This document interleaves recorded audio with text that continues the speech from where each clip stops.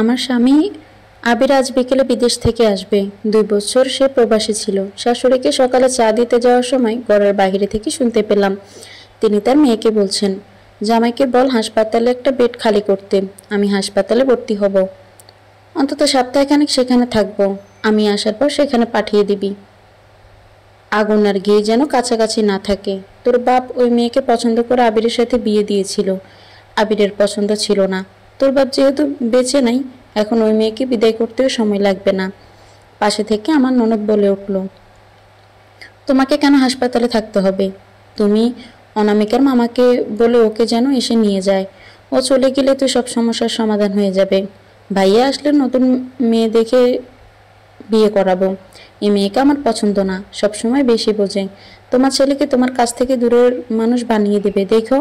শাশুড়িও তাল মিলিয়ে বলে ওঠেন, সেদিন শুনলাম আবিরকে বলছেন এটা লাগবে ওটা লাগবে। এখানে এসে থেকেছে কদিন, এখানে এসে কোনো কিছুতে হাত লাগাতে দেয় না আমাকে। এই মেয়ে আমার সংসার আমার কাছ থেকে কেড়ে নিচ্ছে, এত সব আমি কিছুতেই বরদাস্ত করব না। আমার ছেলের কাছ থেকে ওকে আলাদা করেই ছাড়বো। আমার কথা শুনে যেন আমার পায়ের তলার মাটি সরে গেল। আবিরের থেকে আমার আলাদা করতে চায়। কি ক্ষতি করেছি আমি তার? কেন এমন করতে চাইছে? রাজ্যের চিন্তা যেন মাথায় এসে ভর করলো। নিজেকে সামলে নিয়ে দরজায় নক করতে দুজন চুপ হয়ে গেল। ভেতর থেকে আম্মা জোরে বলে উঠলেন, কে? আম্মা, আমি। চা নিয়ে এসেছিলাম, ভিতরে আসো। চা নিয়ে ভিতরে যেতেই আমার ননদ রুম থেকে বেরিয়ে এলো। আম্মাকে চা দিয়ে নিজের রুমে চলে আসলাম।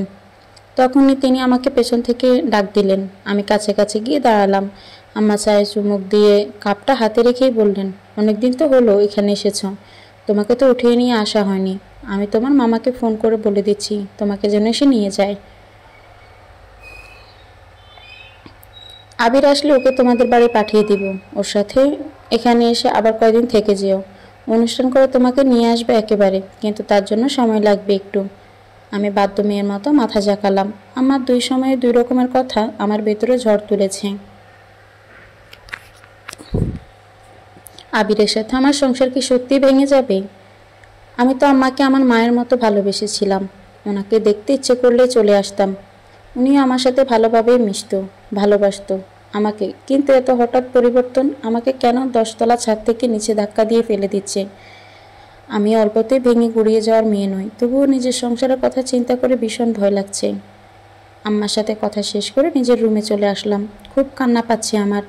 আম্মার সাথে কি খোলামেলা কথা বলতে চাওয়া উচিত হবে? মা মারা যাওয়ার পর মামার বাড়িতে মানুষ হয়েছে। মামিও কোনোদিন স্বার্থ ছাড়া ভালো ব্যবহার করেননি। মামা অত্যন্ত ভালো মানুষ। তিনি ভালোর জন্যই হয়তো ওনার উপর ভরসা করে বিয়েটা করেছিলাম। আমাকে পছন্দ করেছিলেন আমার শ্বশুর বাবা। নিজের ছেলে বিদেশ থাকা সত্ত্বেও ফোনে সবাইকে সাক্ষী রেখে ভিডিও কলে আমাদের বিয়ে দিয়েছিলেন। রুমে এসে খুব খারাপ লাগছে। কোনো কিছু বুঝতে না পেরে মামাকে কল দিলাম। 2বার রিং হতেই মামা কল রিসিভ করলেন। আমি জোরে একটা শ্বাস টেনে বললাম, মামা। মামা হয়তো ব্যস্ত ছিলেন, চারপাশে মানুষজনের উপস্থিতি বোঝা যাচ্ছে। মামাকে ডাকতেই তিনি তড়িঘড়ি করে আমার ডাকে জবাব দিয়ে বলে উঠলেন, কেমন আছিস রে মা? জামাই বাবার কি খবর, কখন আসবে? মামা, আমার শাশুড়ি তোমাকে কল দিবে হয়তো, আজ আসতে বললে তুমি একদম আসবে না। কেন, কি হয়েছে? মামা, আমার শাশুড়ি হয়তো আমাকে পছন্দ করছেন না। তোর শাশুড়ি? আমার বিশ্বাস হচ্ছে না অনু। তোর শাশুড়ি তো খুব ভালো মানুষ, তুই কি কিছু করেছিস? ভুল করলে মাপ চেয়ে নে মা। ওনাকে মায়ের মতো ভালোবাসবি, সম্মান করবি। মামা, আমি কিছুই করিনি। এর আগে উনি আমার সাথে খারাপ ব্যবহার করেননি। একটু আগে আমার শাশুড়ি আর ননদ আমাকে নিয়ে কথা বলছিলেন, আমাকে বাড়িতে পাঠিয়ে দিতে চাইছেন। মামা, আমার শাশুড়ি তোমাকে ফোন দিলে তুমি এসো না। তুই একদম ভয় পাস না মা। মামার সাথে কথা বলে ফোনটা রেখে দিলাম। আমার ননদ নিশিতে এসে দরজার কাছে দাঁড়িয়ে বলল, আম্মা তোমাকে ডাকছেন। এখন? হ্যাঁ। নিশিতা আবিরের ছোট বোন হওয়া সত্ত্বেও আমাকে কখনো ভাবি বলে না। আমিও এটা নিয়ে কিছু বলি না। এই জীবনে যতটুকু সম্মান পেয়েছিলাম এটাই অনেক। তবে সেটা আমার ভাগ্যে টিকবে কি না সেটা নিয়ে সন্দিহান। আমার রুমের দরজায় গিয়ে নক করতেই তিনি ভেতরে প্রবেশের অনুমতি দিলেন। ভিতরে ঢুকে দেখতে পেলাম তিনি আগের মতোই বিছানাতে বসে আছেন। আমাকে দেখে ডেকে বসতে বললেন। নিজেকে কেমন পুতুল পুতুল লাগছে, যে যা বলছে তাই শুনছি, তবুও কি আমার সাথে কেউ ভালো হতে দিবে না? আমার সামনে বিছানায় গিয়ে বসলাম। তিনি হাতের বাঁ পাশ থেকে 2টা শপিং ব্যাগ দিয়ে বললেন, এগুলো তোমার জন্য আনা হয়েছিল, বাড়ি যাওয়ার সময় নিয়ে যেতে ভুলো না। এখানে একটা শাড়ি, 3টা 3 পিস আছে। আম্মা আজই যেতে হবে আমার? মানে উনি তো আজই আসছেন, আর আমি ওনাকে সরাসরি দেখিও নি কখনো। আজ এই বাড়ি গেলে উনি রাগ করবেন না?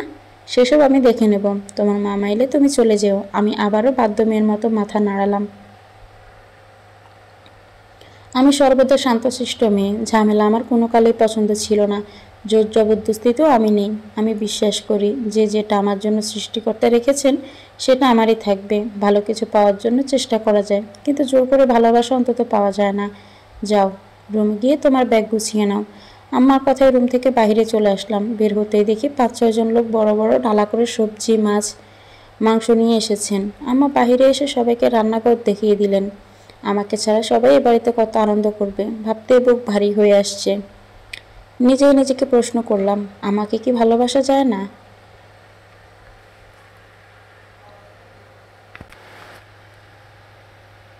কেন সবাই এত দূর দূর করে আমাকে? নিজের জন্য বরাদ্দকৃত রুমে এসে জামা কাপড় সব মুছিয়ে ব্যাগে নিলাম ঠিকই, কিন্তু মামাকে আগে থেকে বলে রাখার জন্য নিশ্চিত ছিলাম মামা আসবে না। সবাইকে দেখাতেই ব্যাগটা গুছিয়ে নিলাম। ব্যাগ গুছিয়ে খাটের পাশে রেখে দিলাম। বাড়িতে কোথাও কি হচ্ছে সেটা দেখতে থাকলাম। রান্না করে সবাই কাজ করছিল, আমিও সেখানে দাঁড়িয়ে কাজ করা শিখছিলাম। আমাকে কেউ কিছু করতে দিচ্ছে না। কাজের জন্য কয়েকজন নিয়ে আসা হয়েছে। পরিস্থিতি দেখে যা বুঝলাম, আজকে আমাকে ছাড়া বড়সড় অনুষ্ঠান বা খাওয়া দাওয়ার ব্যবস্থা করা হচ্ছে। অনুমা, মামার গলা শুনে পিছনে ফিরে তাকাতে দেখি মামা মিষ্টির প্যাকেট নিয়ে হাসি মুখে দাঁড়িয়ে আছে। নদীর বাঁধ ভেঙে যাওয়ার মতো কষ্টগুলো যেন সবকিছু ভেঙে চুরে বাহিরে আসতে চাচ্ছে। মামাকে আমি এতবার করে নিষেধ করার পরও মামা কি আমাকে নিতে এলো? মামা চায় না আমি সংসার করি? ছেলে এতদিন পর বিদেশ থেকে বাড়িতে আসবে, আর সেই ছেলের বউকে বাড়ি থেকে মামার বাড়ি পাঠিয়ে দেওয়া হচ্ছে। এই বিষয়টা কারো কাছে অস্বাভাবিক কেন লাগছে না সেটা কিছুতেই বুঝতে পারছি না। আমার মামাকে এত করে নিষেধ করলাম যে আমাকে নিতে এসো না, তবুও আমার শাশুড়ি একবার বলা মাত্রই তিনি চলে আসলেন। মামা তো কখনো আমার খারাপ চাইতেন না, তাহলে আজ কেন এমন করলেন? মামা কি কোনোভাবেই চাইছেন আমি এখানে সংসার করি? আমি দুঃখ ভারাক্রান্ত মনে মামার সামনে আসলাম। মামা তখনও হাসছেন। আমি মামার হাসি মুখে দেখে ভাবছি, এটা কি আসলেই আমার মামা? আমার বিয়ে 2 বছর হলেও এই বাড়িতে খুব একটা আশা হয়নি। নতুন বউ উপাধিটা এখনও বিদ্যমান। মামা হেসে মিষ্টির প্যাকেটটা দিয়ে বললেন, তো শাশুড়ি কোথায় রে মা? দেখছি না যে। আমি আম্মার ঘর দেখিয়ে দিয়ে বললাম, আম্মা ঘরেই আছে। মামা আমার মাথায় হাত বুলিয়ে বললেন, জামা রেডি হও, তাড়াতাড়ি বাড়ি যেতে হবে, দুপুর হয়ে যাচ্ছে, আমার অনেক কাজ পড়ে আছে। মামা, আমি তো ফোন করে তোমাকে এখানে আসতে নিষেধ করলাম, তাও কেন আসলে? আমাকে তুমি ভালোবাসো না? তুমি কিভাবে এখানে আজকে আমাকে নিতে আসতে পারলে গো? এভাবে কেন বলছিস মা? তোর শাশুড়ি এমন করে বললো যে আমি না এসে পারলাম না। উনি চাইছেন তুই আপাতত কিছুদিন আমাদের ওখানে থাক, জামাই এসে তোকে একদিন নিয়ে আসবে। আমি আমার স্বামীকে আজ নিজের চোখে দেখার অধিকার রাখি না? অবশ্যই রাখিস। তো শাশুড়ি গুরুজন, এ বাড়িতে তার কথাই শেষ কথা। তিনি আশা করছি ভুল কিছু করবেন না। আম্মাকে একদম ভালো লাগছে না আমার। তার মেয়ের স্বামী যদি এতদিন পর বিদেশ থেকে আসতো তাহলে কি মেয়ের সাথে এখানে নিয়ে আসতো? এসব এখন বাদ দে, যা রেডি হয়ে নে, আমি আসছি আপার কাছ থেকে। মামা আমাকে কিছু বলার সুযোগ না দিয়ে আমার রুমে চলে গেলেন। আবিরকে কল দেওয়ারও সুযোগ নেই। এখানে এসে নতুন সিম না নেওয়া পর্যন্ত কোনো যোগাযোগ করা যাবে না। কি করব কিছুই বুঝতে পারছি না।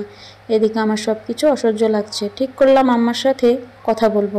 খাবার টেবিলে মিষ্টির প্যাকেট রেখে গুটি গুটি পায়ে আমার রুমের দিকে গেলাম। আম্মার মামার সাথে আমার ননদ ভালো আসর জমিয়েছিলেন। আমাকে দেখে সে যেন সবার মুখের হাসি উবে গেল। আম্মা কঠোরভাবে বললেন, এখনও এদিক সেদিক কী করছো? তোমাকে তো রেডি হতে বলা হয়েছে। মামাও পাশ থেকে বলে উঠলেন, তোকে তো আমি তৈরি হতে বললাম মা, দেরি করছিস কেন? মামাকে আজ খুব অচেনা লাগছে। সব কিছু কেমন অচেনা লাগছে। কিছুটা বীরস্বভাবে আম্মাকে বললাম, আম্মা, আপনার ছেলে আসার পর না হয়ে যাই, উনি আমাকে বাড়িতে রেখে আসবেন। আমি তো ওনাকে কখনো ফোনে ছাড়া আর কখনো দেখিনি। আপনারা সবাই এখানে আনন্দ করবেন, আর আমাকে কথা শেষ করতে না দিয়ে আমার ননদ বলে উঠল, শোনো, আমরা কেউ আমার আম্মার মুখের উপর কিছু বলি না, ভাইয়াও বলে না, আর আমিও না। আশা করছি তুমি নিজেকে সংবরণ করবে। নিশিতার এমন কথায় আমার শাশুড়ি তাকে বললেন, নিশিতা, যাও, চা এনে তোমার মামাকে দাও। মায়ের আদেশ পেয়ে নিশিতা রুম থেকে বেরিয়ে গেল। আম্মা এবার আমাকে বললেন, 2 বছর ধৈর্য ধরে থেকেছো, আমার ছেলেকে না দেখে বিয়ে করেছো। আমার ছেলে কেমন সেটাও জানতে না। এত কিছু করতে যেহেতু পেরেছো, আজ মামার বাড়ি যেতেও পারবে। এটা এমন কঠিন কোনো কাজ না অনামিকা। আমি এই কথার পরিপ্রেক্ষিতে কি বলবো সেটা ভেবে পাচ্ছি না। হয়তো এরপর আর কিছু বলা হলে আমাকে নোংরা কিছু ট্যাগ লাগিয়ে দেওয়া হতে পারে। আমি মুখে মিথ্যে হাসি ফুটিয়ে আম্মাকে বললাম, ঠিক আছে আম্মা, আপনারা যেহেতু চাইছেন আমি এখান থেকে চলে যাই, সেহেতু আমি যাচ্ছি। আমার মা ছোটবেলায় আমাকে ছেড়ে চলে গেছে, বাবাও বিয়ে করে আমাকে পর করেছে, মামা মামিও আমাকে বিয়ে দিয়ে পর করে দিয়েছে। আপনারা প্লিজ আমার হয়ে থেকে যাবেন। আমার শুধু এতটুকু ভালোবাসাই চাই। আমি তৈরি হয়ে নিচ্ছি। রুমে এসে তৈরি হয়ে নিলাম তাড়াতাড়ি করে। বাড়ির একটা মানুষও যেহেতু চায় না আমি এখানে থাকি, সেখানে যুদ্ধ করে তো আর টিকে থাকা যাবে না। যুদ্ধ করে টিকে গেলেও সময় অতিবাহিত করা খুব কঠিন। একা ভালো থাকা গেলেও অনেকের মাঝে এভাবে পরিস্থিতিতে থাকা যায় না। তৈরি হয় ব্যাগ টেনে বাইরে নিয়ে আসতেই আমার রুম থেকে সবাই বেরিয়ে এলো। রান্নাঘরের ওখান থেকে মহিলাগুলো কেমন হাসছে, হাসি দেখে শরীরের মধ্যে কেমন একটা করে উঠছে। আমার হাতে ব্যাগ দেখে মামা এগিয়ে এসে ব্যাগটা নিজের হাতে নিল। আমাকে হাসি মুখে বলে বাড়ির বাইরে গাড়ি ঠিক করতে চলে গেলেন। আমিও সবার কাছ থেকে বিদায় নিয়ে বের হলাম। বাড়ি থেকে বের হয়ে আসার সময় বুঝলাম সবাই যেন হাঁপ ছেড়ে বাঁচত। সবার মুখে জিতে যাওয়ার হাসি লেপ্টে আছে। মামা গাড়ি ঠিক করে দাঁড়িয়ে আছে। গাড়িতে গিয়ে উঠে পুরো বাড়িটাই একবার চোখ বুলিয়ে নিলাম। এ বাড়িতে কি আমার আর আসা হবে? গাড়িতে মামার সাথে কথা বলার আর রুচি হলো না। মামা নিজে একা একা অনর্গল এটা ওটা বলে গেলেন। আমি শুধু মাঝে মাঝে হ্যাঁ হুঁ করলাম। বাড়ির প্রায় কাছাকাছি এসে মামা বলল, শোন মা, নিজের সাথে যাই হয়ে যাক কখনো মন খারাপ করবি না। খারাপ কিছু হলেও সেটা ভালো কিছু আছে নাকি সেটা দেখবি। আমি বাহিরের দিকে তাকিয়ে বলে উঠলাম, মামা, আজ আমার বাড়ি ছেড়ে আসার কোনো ভালোটা হলো বলতে পারো? মামা আমার দিকে তাকিয়ে নিঃশব্দে বললেন, তুই কাঁদছিস? না তো, তোর চোখে পানি, তাহলে হয়তো মন ভেঙেছে। সংসার ভাঙতে কতটুকু দেরি সেটা বুঝতে পারছি না। আমি তো শুধু মন দিয়ে সংসারটাই করতে চেয়েছিলাম মামা, তোমরা সেটাও করতে দিলে না। আমার স্বামীকে দেখার ভাগ্য আমার বোধহয় আর হলো না। আমি শান্তশিষ্ট মেনে নেওয়ার মেয়ে বলে তোমরা আমাকে এভাবে চুপ করিয়ে দিতে পারলে। একটুও বাঁধলো না তোমাদের? মা মরা মেয়েকে কীভাবে এত বাজেভাবে ঠকালে মামা? আমার মা বেঁচে থাকলেও হয়তো সব কিছু এত খারাপ হতো না। সবার নাকি কেউ না কেউ থাকলেও মা কখনো ছেড়ে যায় না, অথচ আমার মা সবার আগে আমাকে ছেড়ে গেল। অন্য রাত থাকবে কেন? মামা আমার কথায় আর কিছু বলল না। তার মানে কি কিছু নাড়া দিল? বুঝতে পারলাম না ঠিক। মামা আমার দিক থেকে চোখ ফিরিয়ে বাহিরে তাকালো। আমার চোখে চোখ রেখে কথা বলার সাহস হয়তো আর মামার নেই। চোখের পানি মুছে মামাকে আবার বললাম, নিজের বর দেখার আগে আমার সংসার ভেঙে গেল, তাই না মামা? মামা এবারও আমার দিকে তাকালেন না, বাহিরে তাকিয়ে বলে উঠলেন, তুই তো সবরকারী, এখন কেন এত ভেঙে পড়ছিস? সংসার নষ্ট হওয়ার আগে জীবন নষ্ট হয়ে গেলে পারতো না মামা? আমার কথায় মামা এবার আটকে উঠলেন। আমার দিকে অগ্নিদৃষ্টি ফেলে বললেন, অনু, ধৈর্য ধরতে শিখো, আজে বাজে কথা বলো না। আমার তো সব শেষ মামা, কিসের আশে আর ধৈর্য ধরবো বলো তো? 2 বছরে বিদেশি স্বামীর সাথে সেরকম সম্পর্ক গড়তে পেরেছিস? কত বিদেশির বউরে দেখি সারাক্ষণ এখানে ওখানে বসে স্বামীর সাথে কথা বলে, স্বামীকে আঙুলের ইশারায় উঠায় আর বসায়, কিন্তু তোর বেলায় আবার কত বউরা একটু সেজেগুজে শাড়ি পরে স্বামীর সাথে ভিডিও কলে কথা বলে, কিন্তু তোরে আমি শাড়ি পরা দেখিনি কোনো দিন। শুধু সুন্দর হলেই হয় না, স্বামীরে আটকে রাখার জন্য উপায় জানতে হয়। মেয়েরা তো স্বামীকে অন্যদিকে তাকাতে পর্যন্ত দেয় না। আর তোর স্বামী তোকে শ্বশুরবাড়ি থেকে বাড়িতে পাঠাবে না তো কাকে পাঠাবে? ভাঙামন নিয়ে শ্বশুরবাড়ি থেকে মামার বাড়ি এসে ঘরের ব্যাগটা রাখতেই মামি কথাগুলো অনবরত বলেই যাচ্ছেন। মামা শুধু পাশে থেকে বলছেন, শরীফা চুপ করো, এত কথা কইও না তো, নিজের কাজ করো। ব্যাগটা হাত থেকে নামিয়ে বললাম, মামি, কোনো পুরুষকে জোর করে নিজের করা যায় না। শুধু পুরুষ কেন, কোনো নারীকেও জোর করে নিজের করা আরও অসম্ভব ব্যাপার। সেক্ষেত্রে আমি নিজেই সেই পুরুষের সান্নিধ্যে চেয়েছিলাম। নারী যেমন খুব সহজে কোনো পুরুষের হতে পারে, তেমনি সে না চাইলে কেউ তাকে নিজের করতে পারে না। আমি তার জন্য অপেক্ষা করব। মামি আমার দিকে কয়েক কদম এগিয়ে এসে বলল, মামার গাড়ি বসে বসে আবার খেতে এসেছিস? এত তো কম জ্বালাসনি মা। আমি তো আপনাদের 1 টাকাও খরচ করিনি মামি, উল্টো আমি টাকা দিয়েছি আপনাদের। আমার মায়ের তো কম ছিল না, বা কম নেই। আমি কেন কারো ভালো ব্যবহারটুকুও পাই না মামি? কি করেছি আমি আপনার?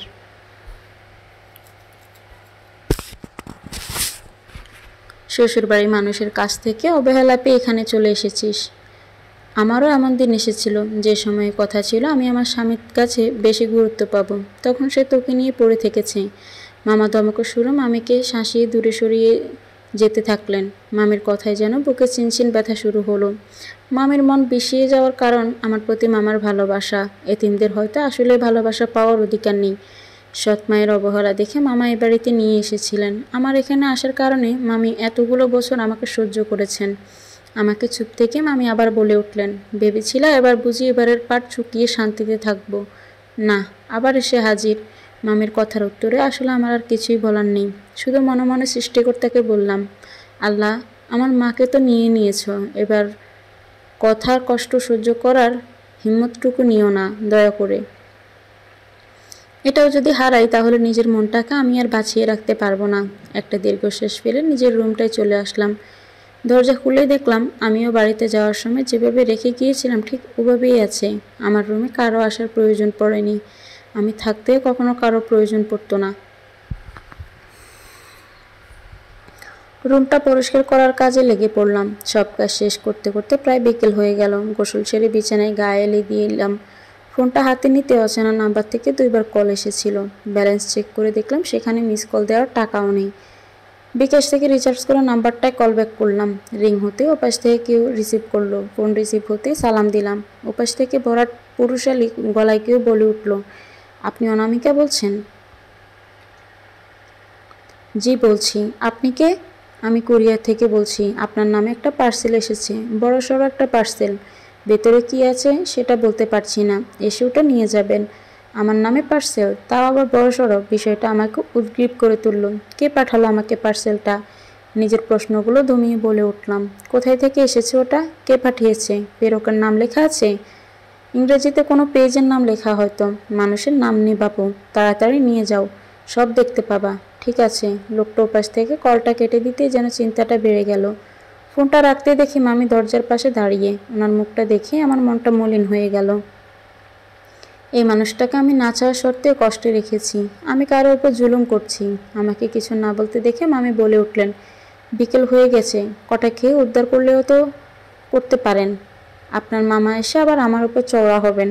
বাড়ির সব দোষ তো সবসময় আমারই হয়। মামির দিকে তাকিয়ে মিথ্যে হাসির চেষ্টায় বললাম, আমাকে ভালোবাসা যায় না তাই না মামি?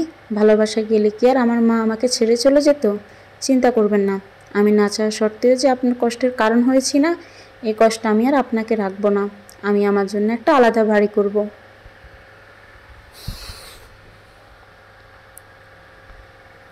আমার একলা জীবন একাই পার করব। আমি চাই না আমার জন্য কেউ অসুখী হোক। আর কয়েকটা দিন একটু সহ্য করে নিন মামি। কথাটা তো আবেগে বলে দিলাম। আমার কি আসলে এই মানুষগুলোকে ছেড়ে থাকতে হবে? নিজের ওপর নিজেরই মায়া হচ্ছে। এই মানুষটার ভালোবাসা পেতে শাড়ির আঁচল ধরে পিছনে পিছনে ঘুরতাম। কখনো আদর করে কোলে নিত, আবার কখনো চোখেও দেখতো না। আমার কথায় মামির মুখটা যেন আর একটু কালো হয়ে গেল। আমার কথায় দমে গেলেন উনি। কি জানি, আমার দিকে চোখ রেখেই বললেন, পরে গিয়ে উদ্ধার করবেন, আপাতত খেয়ে নেন। বিকেল হয়ে গেছে। বিছানা থেকে উঠে আলমারি থেকে বোরকাটা বের করতে করতে বললাম, আমার বিরিয়ানি খেতে ইচ্ছে করছে। কুরিয়ার থেকে কল এসেছিল, আমার নামে নাকি কিছু একটা এসেছে। ওগুলো আনার সময় রেস্টুরেন্টে থেকে খেয়ে আসবো। আপনি বাড়িতে এসেছেন জন্য আপনার মামা গরুর মাংস আর খিচুড়ি রান্না করতে বলেছিল। খুব কষ্ট হয়েছে রান্না করতে। ওগুলো খেয়ে যেখানে যাওয়ার সেখানে যান।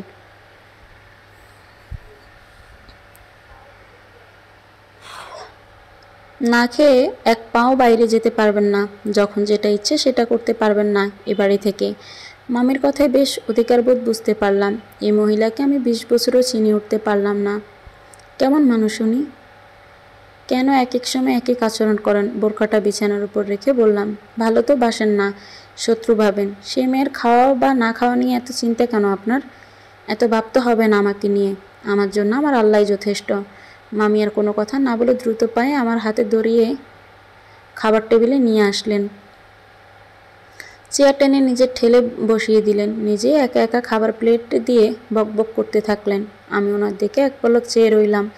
এই মানুষটা আমাকে অনাদর করলেও হয়তো একটু হলেও এই এতিম মেয়েটার মায়ায় জড়িয়েছেন, নইলে শত্রুকে কে হাত ধরে টেনে এনে খাবার খেতে দেয়?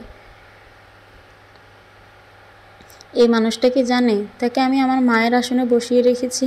আমার মা, পলক মা, কুরিয়ার থেকে বাড়ি ফিরতে ফিরতে প্রায় সন্ধ্যা। শুধু বড়সড় একটা পার্সেল না, একটা ট্রলি ব্যাগ নিয়ে আসতে হয়েছে ওখান থেকে। রিক্সা বাড়ির সামনে নিয়ে আসতে হয়েছে। রিক্সাওয়ালা নিজে ট্রলি ব্যাগটা আমার রুম পর্যন্ত দিয়ে গিয়েছেন। ভাড়া মিটিয়ে রুমে এসে বোরকা খুলে ফ্রেশ হয়ে নিই। ওয়াশরুম থেকে দেখি মামি এসে বিছানায় এসে বসেছেন। আমার রুমে মামিকে দেখে কৌতূহলের স্বরে বললাম, কি মামি, আমার মায়া কি বেশি টানছে? চোখে চোখ হারাচ্ছেন আমাকে? মামি আমার প্রশ্নের কোনো জবাব না দিয়ে বললেন, ট্রলি ব্যাগের ভিতরে কি আছে? এটা এসেছে? হ্যাঁ। কি আছে এতে? মনে হচ্ছে যেন বিয়ের কনের জন্য বিয়ের জিনিসপত্র পাঠিয়েছে। বিয়ের জিনিস? আমার তো মনে হচ্ছে কারো লাশ কয়েক টুকরো করে আমাকে পাঠানো হয়েছে নাকি। মামি আমার দিকে বিরক্ত মুখে চেয়ে বললেন, ও বাড়ি থেকে কল দিয়েছিল? আবির কথা বলেছে? আমার তো মনে হয় আমার সংসার ভেঙেছে, আবার কল দিবে সেটা সরাসরি জানিয়ে দিতে। সামনে ট্রলি ব্যাগটা নিয়ে বসে আছি। এটা লক করে পাঠানো হয়েছে, আর সেটাও পাসওয়ার্ড দিয়ে খুলতে হবে, তাছাড়া খুলবে না। বসে বসে ভাবছি লকটা খুলবো কিভাবে। যে এসব পাঠিয়েছে তার কোনোভাবে পাসওয়ার্ড জানিয়ে দেওয়া উচিত ছিল। কয়েকবার চেষ্টা করে যখন আনলক করতে পারলাম না, তখন ওভাবেই রেখে দিলাম। মামি লাগেজটা নিজের দিকে এগিয়ে নিয়ে গিয়ে চেষ্টা করছেন, কিন্তু শেষমেশ তিনিও ব্যর্থ হলেন। পরাজয় স্বীকার করতে বাধ্য হলেন। আনলক করতে না পেরে মামি ক্ষণকাল চুপ থেকে বললেন, কি আছে এর ভেতরে বলতো? হতে পারে এর ভেতরে কয়েক খণ্ড করা লাশ আছে। আজে বাজে কথা বলবি না। আমার এখানে থাকতে আপনার বিরক্ত লাগছে না মামি? আমাকে তো আপনার সহ্য হয় না। মামি আমার কথায় কোনো জবাব না দিয়ে বিছানা ছেড়ে উঠে চলে যেতে চাইলে আমি খপ করে অত্যাচারী শাশুড়ির মতো হাত ধরে ফেললাম। মামির মুখটা কেমন মলিন হয়ে গেছে এতক্ষণে। মামিকে টেনে বিছানায় বসিয়ে হাত ধরেই বললাম, আমাকে দেখতে না পারার মিথ্যে অভিনয় আপনি কেন করবেন মামি? আপনার অভিনয় ঠিকঠাক হয় না। আপনার এই কঠোর আচরণে অধিকারবোধ দেখিয়ে ফেলেন, যেটা ভালোবাসা থেকে আসে। মামি আমার কোনো কথার জবাব দিল না, শুধু ছোট করে বলল, ছেলে হয়ে জন্মালি না কেন? ছেলে হলে অন্তত আজীবন রেখে দিতে পারতাম। পেলে পুষে এত বড় করে অন্যের হাতে দিতে হতো না। কার মুখে কী শুনছি আমি? মামি আর কিছু বলছেন না।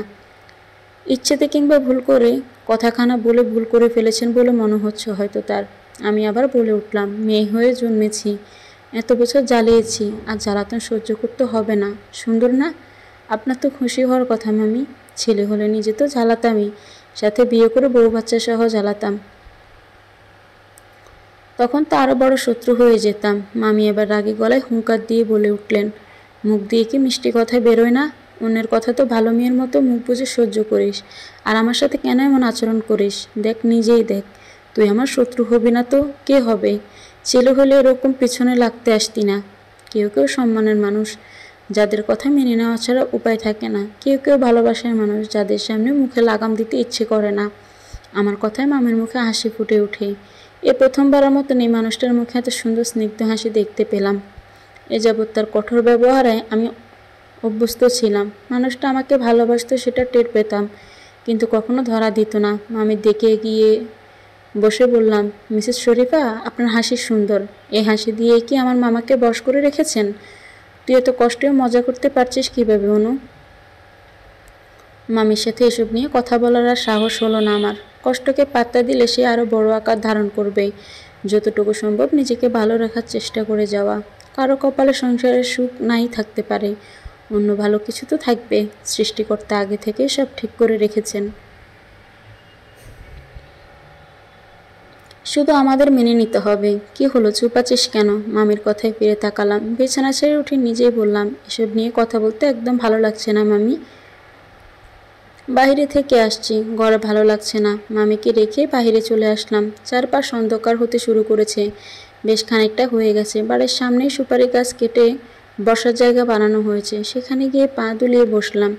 কিছু দূরে মেন রোড। কিছুক্ষণ পর পরে ডাক ছেড়ে কেমন হর্ন বাজিয়ে ট্রাক আর বাস যাচ্ছে, সেগুলোই আনমনে দেখছিলাম। হঠাৎ পাশে মামি এসে বসলো, সেটা বুঝতে পারলাম। বাড়িতে মামিকে ছাড়া কেউ ছিল না। মামা রাতে বাড়ি ফিরবে মামি ভেবে আর না তাকিয়ে রাস্তার দিকে তাকিয়ে রইলাম। হঠাৎ পুরুষালী কণ্ঠে কেউ বলে উঠল, কেমন আছিস শোনো? গলা শুনে যেন ছিটকে পড়লাম আমি। অন্ধকারে মুখটা স্পষ্ট দেখতে পাচ্ছিলাম না। বসা থেকে সোজা হয়ে দাঁড়িয়ে আছি আমি। গলা শুকিয়ে কাঠ হয়ে গেছে মনে হচ্ছে। কাঁপা কাঁপা গলায় বললাম, কে কে আপনি? আমার কথার সাথে সাথে পুরুষও বসা থেকে উঠে দাঁড়ালো। লম্বা আর বিশাল দেহী মানুষটা আমার দিকে এগিয়ে আসতে লাগলে আমি বাড়ির দিকে পিছিয়ে যেতে থাকলাম। বাড়ির দিকে দৌড় দেব এমন সময় সে বলে উঠল, প্লিজ দাঁড়িয়ে যাও নু। আমার পা যেন এবার রীতিমতো কাঁপাকাঁপি শুরু করেছে। নিজেকে সামলে নিতে ব্যতিব্যস্ত হয়ে পড়লাম। পুনরায় প্রশ্ন ছুড়লাম, কে আপনি? রাতের বেলা এখানে কি করছেন? লোকটা সোজাসাপটা জবাব দিল, আমি রিহেম। রিহেম? কে রিহেম? তোর ভাই। আমার ভাই? আমার কোনো ভাই নেই। তুই মানুষ আর না মানিস, আমাদের দুজনের শরীরে তো একই রক্ত বইছে। আমার মায়ের একটাই সন্তান, আর সেটা হচ্ছে আমি। তোর বাবার তো একটা সন্তান না। আমার কোনো বাবা নেই। বাবা ছাড়া কেউ পৃথিবীতে আসতে পারে না। আমার বাবা অনেক আগেই মারা গেছে। আমি যখন এই বাড়িতে আসি তখনই মায়ের সাথে বাবাকে কবর দিয়ে এসেছি। আর আমি হয়তো আপনার চেয়ে বয়সে বড় হব, তাই আপনি করে বললে খুশি হব। আপনার সাথে তুই করে কথা বলার মতো সম্পর্ক নেই আমার। পারবো না আমি। তুই চাইলে আমি তোকে আপা বলতে পারি, কিন্তু আপনি কখনোই বলবো না। আমার আশেপাশে যেন আপনাকে কোনোদিন আর না দেখি। আমার মামা মামি যদি জানতে পারে আপনি এখানে এসেছেন, তাহলে আপনাকে আস্ত রাখবে না। হঠাৎ মামির গলা শুনতে পেয়ে সামনে দাঁড়ানো মানুষটা বলে উঠল, আপা, আব্বু অসুস্থ, তোকে দেখতে চেয়েছে, তাই আমি আজ এখানে এসেছি। আমার কোনো ভাবা নেই, আপনি আসতে পারেন। আমি নিজেই আর এক মুহূর্ত দাঁড়িয়ে না থেকে সেখান থেকে চলে আসলাম। আমার বাবার পরিচয়ের মানুষটার কথা আমি কখনো কানে নিতেই চাই না। এই মানুষটা আমার একটা সুন্দর জীবন শেষ করে দিয়েছে নিজের হাতে। আমি ভেতরে প্রবেশ করার পরও বাহিরের মানুষটা সেখানেই দাঁড়িয়েছিল। এটা আমার মায়ের গুণধর স্বামীর ছেলে, আমার ভাই নয়। আমার তো কেউই নেই পরিচয় দেবার মতো। বাড়ির মধ্যে আমাকে দেখতে পেয়ে মামি দরজার সামনে থেকে চিৎকার দিয়ে বলে উঠলেন, ঘরে আয়, তোর এই চাবি আমি খুলে ফেলেছি। এক প্রকার দৌড়ে ঘরে এসে দেখি মামি সত্যি সত্যি ওটা আনলক করেছে। তাড়াতাড়ি সেদিকে এগিয়ে গেলাম আমি। মামি তালাটা আনলক করতে পারলেও ব্যাগের চেনটা এখনও খোলেনি। আমাকে এগিয়ে আসতে দেখে মামি মুখে হাসি লেপটে বললেন, পাসওয়ার্ড 4টা 1 দেওয়া। অবাক হয়ে জিজ্ঞেস করলাম, আপনি কিভাবে জানলেন? হঠাৎ করে দিয়েছি আর খুলে গেল। জলদি দেখ ভিতরে কি আছে। আমার চেয়ে আপনিই দেখছি বেশি এক্সাইটেড মামি। কথা না বলে তাড়াতাড়ি খুলে দেখ। আমি আর দেরি না করে ব্যাগের চেনটা খুলে ফেললাম। উপরের অংশটা সরিয়ে দিতে আমি অবাক। মামি আবারও হাসতে হাসতে বলে উঠল, দেখেছিস, আমি বলেছিলাম না যে বিয়ের শপিং হয়তো। কিন্তু এসব কে দিবে মামি? জামাই হয়তো দিয়েছে। উনি দিলে এখানে আজকেই কীভাবে দিবেন এগুলো? আমার মনে হচ্ছে এটা অন্য কারো কাজ। অন্য কেউকে দিবে এত টাকা জিনিস। তুই 3 দিনের মধ্যে তোমার ডিভোর্সের কাগজ চলে যাবে। সিগনেচারটা করে দিও। তোমার কাবিন যে টাকা দেওয়ার কথা ছিল সেটা আবির পাঠিয়ে দিবে। শাশুড়ির কথায় পৃষ্ঠে বলে উঠলাম, আপনারা কি আমার সাথে মজা করছেন?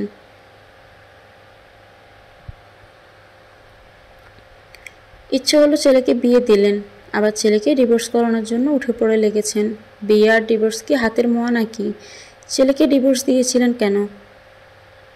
মেয়ে হয়ে আরেকটা মেয়ের সংসার কেন ভাঙছেন? ছেলের বউ ছাড়া রাখতে চাইছেন, বিয়ে দিতে হতো না। আমি আপনার ছেলেকে ডিভোর্স দিব না। দেখি কিভাবে সে আমাকে ছাড়ে। ওপাশ থেকে শাশুড়ি ধমকে সুরে বলে ওঠেন, তুমি কি আমাকে তেজ দেখাচ্ছ অনু? আমি তোমার বড়, আমার সাথে এভাবে কথা বলবে না। আমার এতক্ষণে মনে হচ্ছে আপনাকে এতদিন সম্মান দিয়ে ভুল করেছি। আপনি সম্মানের যোগ্য নন। আপনাকে সম্মান করা একদমই উচিত হয়নি আমার। থাপ্পড় দিয়ে গাল ফাটিয়ে দেব আমি তোমার। বাবা মা শিক্ষা দেয়নি? ও শিক্ষা পাবে কোথা থেকে? জন্মেই তো মাকে খেয়ে ফেলেছ। এতিমদের আবার শিক্ষা আছে নাকি? আপনার মা বাবা ছিল না? আমি না হয় ভালো শিক্ষায় শিক্ষিত হতে পারিনি, কিন্তু আপনি এত অশিক্ষিত মানুষের মতো কথা বলছেন কেন? এ বাড়িতে আসার সময় আমি সব মেনে নিয়েছিলাম। কিছুক্ষণ আগেও ভেবেছিলাম আমার সাথে হয়তো আপনার প্র্যাঙ্ক করছেন। এতক্ষণে বুঝলাম মনের কোণে যে শুকনো আশা জেগেছিল সেটা ভুল।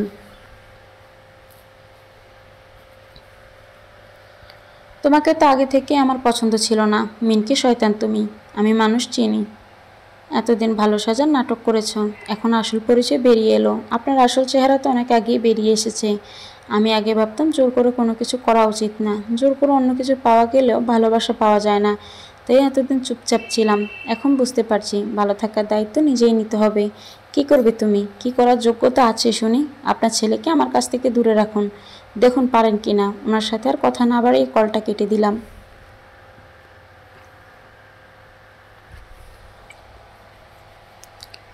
ফোনটা রেখে পাশের চেয়ারটায় ধপ করে বসে পড়লাম। তার মানে এগুলো বাড়ির কেউ পাঠায়নি।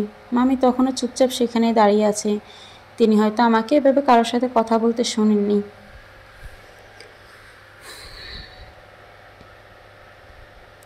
আমি কারোর সাথে কথা বলছি কিনা সেটাও মনে করতে পারছি না। আজ এই পরিস্থিতিতে এসে মনে হচ্ছে আমার ও বাড়ি ছেড়ে আসা উচিত হয়নি। ভালো মানুষের আসলে ভাত নেই, মেনে নিতে নিতে একদিন আর নিজের ইচ্ছে বলতে কিছু থাকে না। এখন মনে হচ্ছে ভালোবাসা পাওয়ার জন্য হয়তো সবার মন রাখা জরুরি নয়, নিজেকে সহজলভ্য করা উচিত নয়। মামি এতক্ষণে আমার কাছাকাছি এসে বসলেন, চেয়ার শুদ্ধ আমাকে টেনে বিছানার দিকে এগিয়ে নিয়ে হয়তো আজ প্রথমবারের মতো তিনি আমাকে জড়িয়ে ধরলেন। আমার স্পন্দন বেড়ে গেল, ভিতর থেকে কান্না ঠেলে আসতে চাইছে, বারবার বুক কেঁপে উঠছে, ফুপিয়ে উঠছি আমি। মামি আমার মাথায় হাত বুলিয়ে দিতে দিতে বলে উঠলেন, কাঁদিস না মা। মামির কথায় এবার আমার কষ্টগুলো যেন ভাত ভেঙে বেরিয়ে এলো। মামির কোমর শক্ত করে জড়িয়ে ধরে বুকে মাথা রেখে শব্দ করে কান্না করে উঠলাম। আমি আর কিছুতেই নিজেকে শক্ত রাখতে পারছিলাম না। সকাল থেকে তো অনেক কিছু সহ্য করলাম, মনে হচ্ছিল একটু ভেঙে গুড়িয়ে যাই, আর কেউ এসে আমার টুকরো টুকরো অংশগুলো গুছিয়ে দিক। আমি তো এতিম, আমাকে আবার কে গুছিয়ে দিবে? নিজেকে নিজেই ঠিক রাখতে হবে হয়তো। কিছুক্ষণ গলা ছেড়ে চিৎকার করে কান্না করলাম। নিজের বুকের ভারী ভাবটা একটু হলেও যেন কমে গেল। মামির কাছ থেকে নিজেকে ছাড়িয়ে নিয়ে সোজা হয়ে বসে চোখ গাল মুছে নিলাম। চোখ মুছে মামিকে ভাঙা ভাঙা গলাতেই বললাম, মামা কোথায় মামি? দোকানে আছে। তোর শাশুড়ির সাথে এমন ব্যবহার করলি কেন? তুই না ধৈর্যশীল মেয়ে?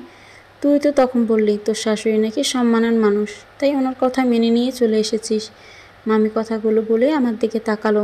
আমি নীরব স্বরে বললাম, আমার কথা শুনে আপনার মনে হলো মামি উনি এখনো সেই সম্মানের জায়গা ধরে রাখতে পেরেছেন? কি হয়েছে খোলসা করে বলতো। আর কি বলবো মামি, নদী ভাঙনের মতো আমার সংসার ভেঙে চলেছে। কি বলছে উনি? 2-3 দিনের মধ্যে ডিভোর্সের কাগজ আসবে। তোর মামাকে একবার ফোন কর, মামাই তো আমাকে নিয়ে এসেছে। আমি কতবার নিষেধ করেছিলাম মামাকে যেতে, বলেছিলাম মামা আমার শাশুড়ি কল দিয়ে যেতে বললে আসার প্রয়োজন নেই। মামা তবুও গিয়েছিল আমাকে নিয়ে আসতে, কল লাগাতে ওনাকে। আমার আর কারোর সাথে কথা বলার রুচি হচ্ছে না মামি। মামি হাতেই ফোনটা ধরিয়ে দিয়ে বললাম, আমি কাল সকালে ওই বাড়িতে যাব মামি, আমার সংসার আমাকেই বুঝে নিতে হবে। আমি কেন সব কিছু হারাবো? কি দোষ আমার? মামাকে কল করার প্রায় আধ ঘন্টা পরে মামা বাসায় ফিরলেন। মামি এমন করে বাসায় ফিরতে বলেছেন যে মামা দেরি করতে পারেননি। আমি তখন দেয়ালের সাথে হেলান দিয়ে চোখ বন্ধ করে বসে আছি। মামি পাশেই বসে আছেন। বাহির থেকে মামার গলা শোনা যাচ্ছে। মামি দৌড়ে গিয়ে বাড়ির গেট খুলে দিলেন। দুজনই আমার রুমের দিকে আসছে। মামি আগে আগে রুমে ঢুকলো, মামার সাথে সাথে প্রায় এলেন। আমার মুখের অবস্থা দেখে এক প্রকার আঁতকে উঠে জিজ্ঞেস করলেন, কি হয়েছে? কান্না করছে কেন? আমাকে কিছু বলার সুযোগ না দিয়ে মামি নিজেই বলে উঠলেন, অনুকে তুমি এ বাড়িতে কেন নিয়ে এসেছ? অনু নাকি তোমাকে কল দিয়ে নিষেধ করেছিল যেতে, তবুও কেন ওকে নিয়ে এসেছো তুমি? মামা আমার দিকে একবার তাকিয়ে আবার মামির দিকে তাকালেন, শক্ত গলায় বললেন, তাতে তোমার কি? তুমি ওর সাথে খারাপ ব্যবহার করেছ? মামিও তেজি গলায় বলে উঠলেন, আমি তো ছোটবেলা থেকে ওকে দেখতে পারি না, আজ আর নতুন কি? মামা মামিকে আর কিছু না বলে বিছানার পাশে বসলেন। নরম সুরে আমাকে বললেন, কি হয়েছে মা? কাঁদছিস কেন? মুখে তাচ্ছিলেন হাসি ফুটিয়ে বললাম, কি হবে মামা, সংসার ভাঙার আনন্দে একটু কান্না করছি। তুই এখন ওটা নিয়ে বসে আছিস? থাকবো না? না থাকা উচিত না। সংসার ভাঙা এত সহজ মামা? আরে বাবা, সংসার ভাঙবে কেন? মামি এগিয়ে এসে ভ্রু কুঁচকে বলে ওঠে, তুমি ওকে মিথ্যে সান্ত্বনা একদম দিবে না। তুমি ওকেও বাড়ি থেকে নিয়ে এসেছো কেন সেটা বলো। আমি মামার দিকে সোজা হয়ে বসলাম। আমি নিষেধ করার পর ওখান থেকে কেন গেলে মামা? কেন আমার সংসারটা ভাঙলে তুমি? সাহায্যের হাত বাড়িয়ে দিলে। মামা আমাদের দুজনের দিকে একবার করে তাকিয়ে বলল, কি হয়েছে তোদের, বলবি আমাকে? এত হাইপার হয়ে যাচ্ছিস কেন তোরা? অনুর শাশুড়ি কল করেছিল, উনি বলেছেন 2-3 দিনের মধ্যে ডিভোর্সের কাগজ পাঠিয়ে দিবে। মামির কথায় যেন মামা আকাশ থেকে পড়ল। মামের কথা শেষ হতেই তিনি চিল্লিয়ে উঠে বললেন, কি কি বলছো তুমি? মাথা ঠিক আছে? আপা কেন এসব বলবেন? বলেছে তো, উনি বলার পরে তোমাকে কল দেওয়া হয়েছে। মামির একেবারের কথায় মামা কিছুক্ষণ চুপ করে রইলেন। আমি আর কিছু বলছি না, কেন জানি না আর কোনো অনুভূতি এখন অনুভূত হচ্ছে না। চুপচাপ মুখে কুলু পেটে বসে কিছুক্ষণ পর দীর্ঘশ্বাস ফেলছি। মামা কিছুক্ষণ মন থেকে নীরবতা ভেঙে বললেন, আমি কি তবে ভুল করলাম? মিথ্যে কথা বিশ্বাস করলাম, কিন্তু উনি এমনটা কেন করলেন? আমি আর মামি যেন একবার নড়ে চড়ে বসলাম। তার মানে মামাকে মিথ্যে বলা হয়েছে?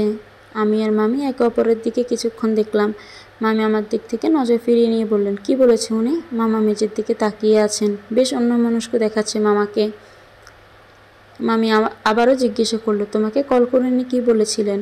মামা মামির দিকে না তাকিয়ে আমার দিকে তাকিয়ে নিজেই প্রশ্ন ছুড়লেন, আমি কি তবে তোর সংসার ভাঙলাম? মামা বেশ স্পষ্টভাবেই বললেন, আমাকে ঠকানো হয়েছে। তুই ফোন রাখার পর তোর শাশুড়ি কল দিয়েছিল। প্রথমে তোর ননদ কথা বলে তোর শাশুড়ির সাথে কথা বলতে বলল।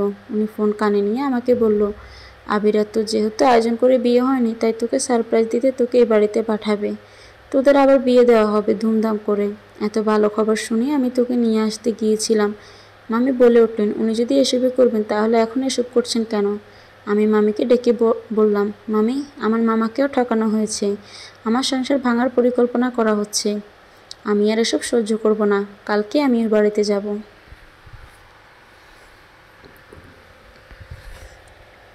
মামা এবার বলে উঠলেন, তুই যাবি মা, তুই যাবি। আমি নিজে কাল তোকে ওখানে রেখে আসব। তার আগে আমি তো শাশুড়ির সাথে কথা বলবো। হ্যাঁ মামা, আমি আমার সংসার বুঝে নিব। কালকে আমি ওখানে যাব। মামা প্রায় আধ ঘন্টা যাবত আমাকে আর মামিকে রুমে থাকতে বলে বাইরে গিয়ে আমার শাশুড়ির সাথে কথা বলছে। এতক্ষণ সময় নিয়ে কি কথা বলছে সেটাই আমার বোঝার চেষ্টা করছি, কিন্তু বুঝতে পারছি না। মামি মামার এত কথা বলা দেখে বলে উঠল, আমার মনে হয় তোর আজকেই ও বাড়িতে চলে যাওয়া উচিত। বিষয়টা গরম গরম থাকতেই গিয়ে ওঠা উচিত। আজই যাব? রাত হয়ে গেছে তো। কত রাত হয়েছে? কিছুক্ষণ আগে সন্ধ্যা হয়েছে। আবিরকে তো দেখতে ইচ্ছে হচ্ছে না। 2 বছর পর স্বামী এসেছে, দেখবি না? কিন্তু মামি, কোনো কিন্তু না। তুই যা, তৈরি হয়ে নে। আমি দেখছি তোর মামাকে গিয়ে জানাই। বাইকে করে রেখে আসবে। মামের কথা শুনে মনে হলো আমার সত্যি সত্যি আজই যাওয়া উচিত। আমি যদি ওখানে উপস্থিত না থাকি তাহলে আমার অনুপস্থিতিতে যা খুশি হয়ে যেতে পারে। মামা বাহিরে থেকে আমার রুমে এসে মামা বললেন, তুই কি ওই বাড়িতে যেতে চাচ্ছিস? মামা, আমি এখনই যেতে চাচ্ছি। এখন? মামি পাশ থেকে বলে উঠলেন, হ্যাঁ, মেয়ে যেতে চাইছে, দিয়ে এসো। মামা কিছুক্ষণ চুপ করে থেকে বললেন, আচ্ছা, রেডি হয়ে নে। মামা নিজের রুমে চলে গেল। মামি আমার আলমারি খুলে লাল টকটকে একটা শাড়ি বের করে দিয়ে বলল, এটা পরে যা। লাল শাড়িতে মেয়েদের অদ্ভুত সুন্দর লাগে। লাল শাড়ি চুল ছেড়ে চোখ কাজল আর ঠোঁটে একটু লাল লিপস্টিক একটা পুরুষকে কাবু করতে যথেষ্ট। মাথাটা ভালো করে চিরুনি করে নেই। লাল ব্লাউজটা শাড়ির ওখানেই দেখলাম, হয়তো দাঁড়া দিচ্ছিল। মামি আলমারির ড্রয়ার থেকে ব্লাউজ পেটিকোট বের করে আমার হাতে ধরিয়ে দিয়ে বললেন, আমি তোর মামার সাথে কথা বলছি, ততক্ষণে তুই তৈরি হইনি। আমি মামির হাত থেকে ওগুলো নিয়ে সম্মতিসূচক মাথা নাড়লাম। মামি আমার গালে হাত দিয়ে মুচকি একটা হাসি দিয়ে চলে গেলেন। এই মানুষটা এত পরিবর্তন কিভাবে হয়ে গেল সেটাই বুঝতে পারছি না। মামির কোনো ছেলে মেয়ে নেই, একদমই ছিল না এমনটা না। মামা মূলত আমার দেখাশোনা করার জন্য তাড়াতাড়ি বিয়ে করেছিলেন। প্রথম থেকে আমাকে খুব ভালোবাসলেও পরে কেন জানি না মামির মন বিষিয়ে গিয়েছিল। ভেতরে ভেতরে ভালোবাসলেও বাহিরে সেটা বুঝতে দিত না। সবসময় খারাপ ব্যবহার করত। আমি তবুও তার পিছু ছাড়িনি কখনো। মামির বিয়ের 3 বছরের মাথায় প্রথম ছেলে হয়েছিল। মামা মামি কি খুশি ছিল, সেই খুশি বেশি দিন টিকেনি। 20 দিনের মাথায় বাচ্চাটা কি যেন হয়ে মারা গিয়েছিল। সবাই খুব ভেঙে পড়েছিল। তারপর মামি আরও 3 বার মা হয়েছিলেন, কিন্তু সন্তানকে ধরে রাখতে পারেননি। সৃষ্টিকর্তা মামির কোল খালি করে বাচ্চাগুলোকে নিয়ে গেছেন। এরপর থেকে মামি আর সন্তান সুখ পাননি। আমি শাড়ি পরে কুচিগুলো ঠিক করতে না পেরে মামিকে ডাক দেওয়ার সাথে সাথে মামি আমার রুমের দরজায় এসে বললেন, কি হয়েছে? আমি ঠোঁট উল্টে বললাম, মামি, শাড়ির কুচি খুব জ্বালাচ্ছে, আমি ঠিক করতে পারছি না। মামি একগাল হেসে বলল, আমি ঠিক করে দিচ্ছি। তার জন্যই তো ডাকলাম। বুঝেছি। আমাকে কি কেউ প্রয়োজন ছাড়া ডাকে নাকি? না ডাকতে যে চলে আসে, তাকে আর কিভাবে ডাকবো? কখন ডাকবো? আজ থেকেও আমাকে একা থাকতেই দেয়নি। আমার কি এখন চলে যাওয়া উচিত? মা কি মেয়ের উপর বেশিক্ষণ রাগ করে থাকতে পারবে? সেখানে মেয়েটা জেদি রাগী, একশুঁয়ে স্বভাবের। আয় এদিকে আয়, কুচি ঠিক করে দিই। শাড়ি তো ঠিক করে পরিসনি। আমি পরিয়ে দিচ্ছি। আমি এত সেজেগুজে তো যাচ্ছি, আমার সংসার টিকবে তো? আবির আমাকে মেনে নিবে তো? আল্লাহ ভরসা, তুই কোনো চিন্তা করিস না। শুধু কোনো কিছুতে হার মানবি না। তো শাশুড়ি খুব ভালো মানুষ। তখন তার ফোন কল আর কথাবার্তা আমার খুব আজব লেগেছে। যে আমার সাথে যেমন করবে আমিও তার সাথে ঠিক সেরকমই করব। মামি মামি আমাকে পুরোপুরি তৈরি করে দিয়ে আয়নার সামনে নিয়ে গিয়ে দাঁড় করালেন। পিছন থেকে আমার কাঁধে থুতনিতে বর করে আয়নার আমার দিকে তাকিয়ে রইল। তোকে কি সুন্দর লাগছে দেখেছিস? বরকে নিজের দিকে আকৃষ্ট করতে মেয়েদের সেজে থাকতে হয়। বুঝলাম। মামি এবার সোজা হয়ে দাঁড়িয়ে বললেন, আমি তোর মামাকে বের হতে বলছি। মামি ওই লাগেজটা ভালো করে রেখে দিয়েন। কে দিল সেটা তো জানতেই পারলাম না। আচ্ছা রেখে দিব। আমি ভাবছি আবারও চোখে পানি ফেলে ফিরে আসতে হয় কিনা। আগে এত নেতিবাচক কিছু ভাবিস না, যা ভালো মন নিয়ে। মামি আমাকে ডাকতে মামা বাহিরে গিয়ে নিজের বাইকটা বের করলেন। মামির থেকে বিদায় নিয়ে বের হব, তখন মামি হঠাৎ করে জড়িয়ে ধরলেন। আকস্মিকভাবে ঘটনায় আমি হতভম্ব হয়ে দাঁড়িয়ে রইলাম। এই মানুষটার এত ভালোবাসা নিজেকে ধরা দেওয়া আমি কেমন মেনে নিতে পারছি না। এত শক্ত প্রকৃতির মানুষ কেন বারবার ভালোবাসায় জাহির করছেন। মামিকে বাসায় একা রেখে আমি আর মামা রওনা দিতে হলো। বাসায় ফিরে মামিকে কল করে জানাবো বলেই বিদায় নিলাম। মামা বেশ দ্রুতগতিতে বাইক চালাচ্ছে। রাত হওয়ার রাস্তাটা বেশ ফাঁকা। আমি মামার কাঁধে হাত রেখে চুপচাপ বসে আছি। নিজের স্বামীকে প্রথমবারের মতো সামনাসামনি দেখার জন্য একটা উত্তেজনা কাজ করছে। আমি যাওয়ার পর ও বাড়িতে কী হবে সেটাও বুঝতে পারছি না। শুধু এটুকু বুঝতে পারছি যে আমাকে নরম হওয়া যাবে না। বিয়ের আগে মেয়েরা কিছু কিছু ছেলের ঘরে উঠে যায় বিয়ের জন্য। আজ প্রয়োজন স্বামীকে পেতে এমন কাজ করতে হবে। নিজেকে বারবার বোঝাচ্ছি ভেঙে পড়া যাবে না, শক্ত থাকতে হবে। তবুও ভিতর থেকে একটা ভয় কাজ করছে। আমাকে একদম চুপ থাকতে দেখে মামা বললেন, ও বাড়িতে যেতে ভয় লাগছে? হ্যাঁ মামা। আমার শাশুড়ির সাথে তোমার কি কথা হলো তখন? এসব তো শুনতে হবে না। তুই ওখানে গিয়ে আগে কারোর সাথে খারাপ ব্যবহার করিস না। আমি আগে কারোর সাথে খারাপ ব্যবহার করি না মামা। কেউ কিছু বললেও আজ আর জবাব দিবি না। বাড়িতে যেয়ে শাশুড়ির কাছে খারাপ ব্যবহারের জন্য ক্ষমা চাইবি। তখন হয়তো একটু বেশি রাগ দেখানো হয়ে গেছে। আমি মাপ চেয়ে নেব, সমস্যা নেই। তবে উনি যদি আবারও খারাপ ব্যবহার করে তাহলে আমি চুপ থাকবো না। একটু সহ্য করে নিস মা। চেষ্টা করব মামা। তবে আমার ভয় লাগছে খুব।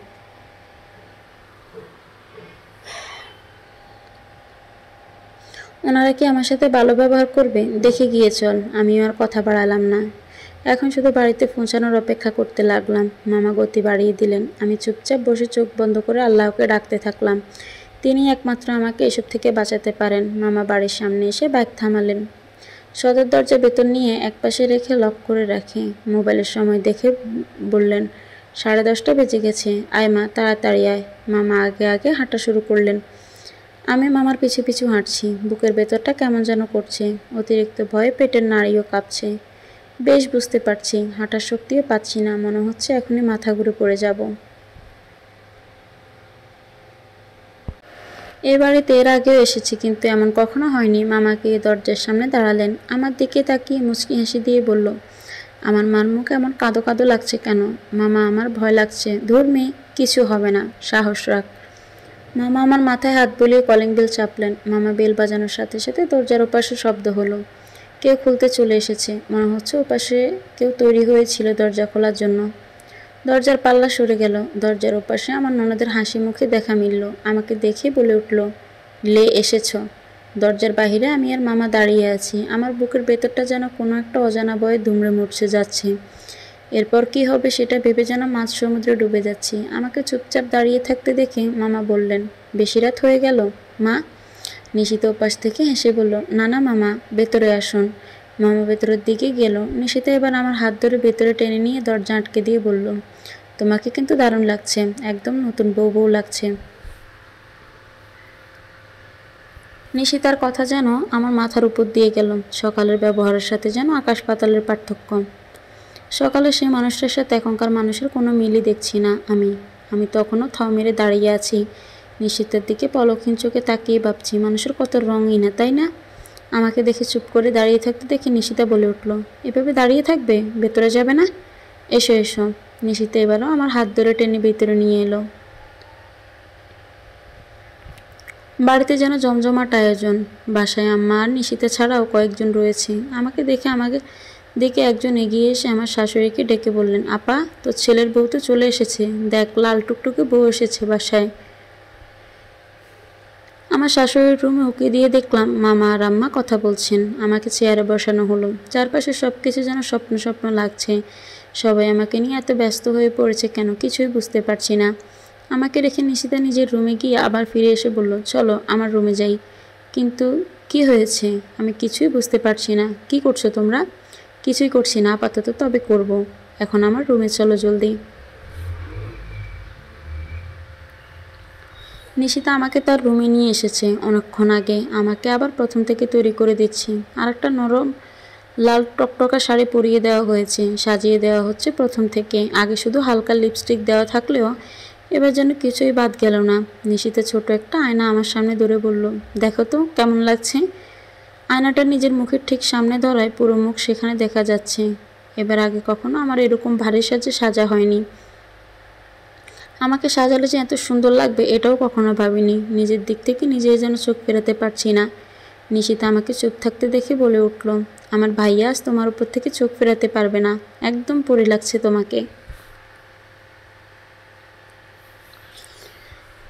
বুঝতে পারছি না তুমি বেশি সুন্দর নাকি আমি বেশি সুন্দর করে সাজাতে পারি। আমি নিশিতার কথায় পরিপ্রেক্ষিতে কোনো কথা না বলে মামা কোথায় জিজ্ঞেস করলাম। নিশিতা পূর্বের মতোই একগাল হেসে বলল, মামা তো আমার সাথে দেখা করে কথা বলেই চলে গিয়েছে। আমার সাথে দেখা করে গেল না? তোমাকে তো সাজাচ্ছিলাম তাই আর আসেনি। চিন্তা করো না, কাল ঠিক চলে আসবে। এখনও আমি কিছুই বুঝতে পারছি না। আবিরকেও বাড়িতে কোথাও দেখিনি। আসার পর থেকে এদিক ওদিক কয়েকবার খুঁজেও তাকে এক পলকের জন্য দেখতে পাইনি আমি। নিশিতা আমাকে বসিয়ে রেখে বলল, দাঁড়াও আমাকে ডেকে নিয়ে আসি। আমা তো তোমাকে এ সাজে দেখার জন্য অধীর আগ্রহ অপেক্ষা করছে। আমি অবাক হয়ে জিজ্ঞেস করলাম, কি হচ্ছে এসব নিশিতা? আমি কিছুই বুঝতে পারছি না। সকালে আমাকে বাড়ি থেকে চলে যেতে বললে, আবার এখন নিচ থেকে সাজিয়ে দিচ্ছ। আম্মাও নাকি দেখার জন্য অপেক্ষা করছে। আবার এদিকে আবিরকেও দেখছি না। নিশিতা একগাল হেসে বলল, এখন এসব ভুলে যাও। কি হচ্ছে সেটা শুধু দেখতে থাকো। আমি যাই বাহিরের সবাইকে এখন বিদায় করে, অনেক রাত হয়ে গেছে। তুমি এখানে বসো। নিশিতা প্লিজ এরকম করো না। আমি সব কিছু জানতে চাই। সকাল থেকে আমার সাথে সব অদ্ভুত ঘটনা ঘটছে।